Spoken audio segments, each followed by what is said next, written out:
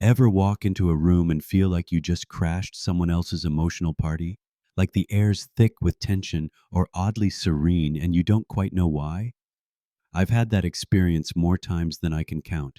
It turns out there's a good reason. Spaces retain emotional residues, energetic footprints, or echoes left behind from whoever danced, cried, argued, loved, or meditated in that space before you arrived.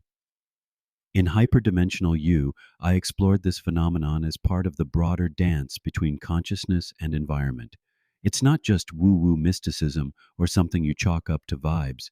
Even quantum physics and consciousness studies are catching up to what indigenous cultures and mystics have known for millennia.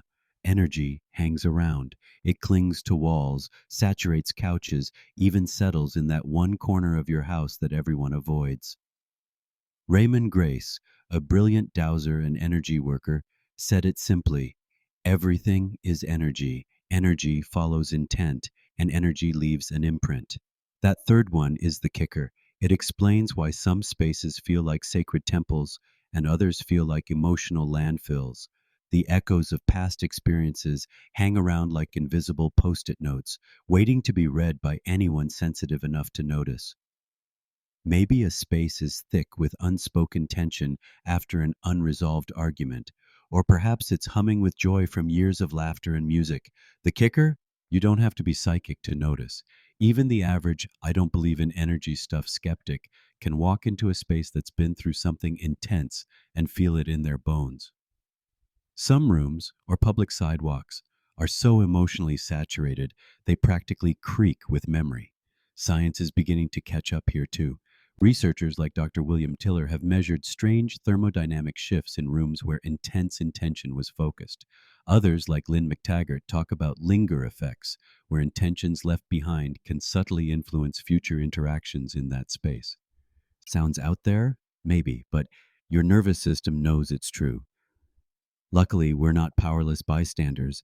If a space feels off, there are ways to scrub its energy.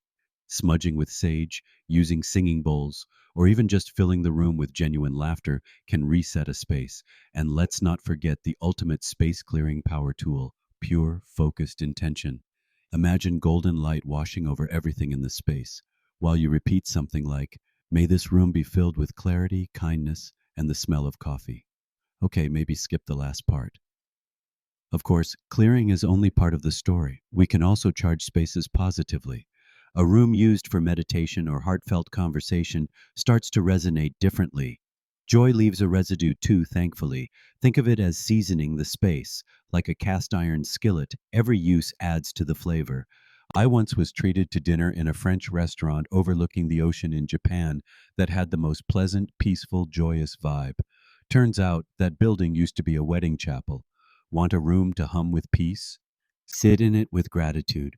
Want it to feel like love lives there? Laugh often and loudly, even if it's just at your own jokes or silly pet videos.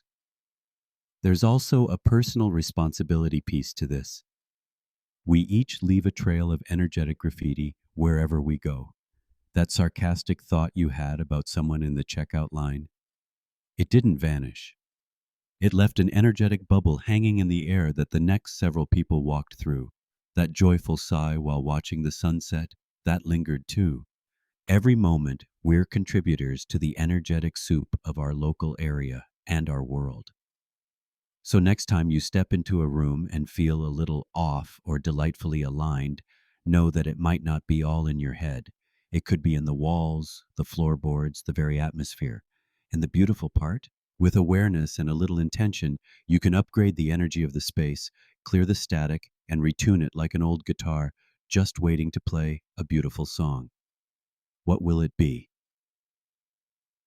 The preceding was generated by an AI ghostwriter from Bob Cochran's writing and sampled voice.